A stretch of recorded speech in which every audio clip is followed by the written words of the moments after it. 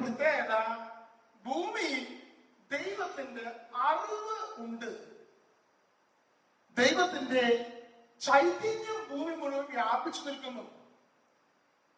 ഇനി അധികാരം എന്ന് പറയുന്നത് ദൈവം തന്റെ മക്കളായ മനുഷ്യർക്ക് നൽകി. അധികാരം ആരുടെ കയ്യിലാണ്? മനുഷ്യന്റെ കയ്യിലാണ്. Praise the Lord, praise the Lord, hallelujah.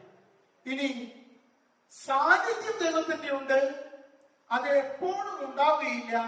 മനുഷ്യൻ ആവശ്യപ്പെടുന്ന സന്ദർഭങ്ങളിൽ മാത്രമേ ഈ സാന്നിധ്യം ഭൂമിയിലേക്ക് കടന്നു വരികയുള്ളൂ. ഇത്രയും കാര്യം. അപ്പൊ ദൈവത്തിന്റെ അറിവും ചൈതന്യവും ഭൂമിയിലുണ്ട്. സാന്നിധ്യവും അധികാരവും മനുഷ്യരിൽ നിക്ഷിപ്തമായി.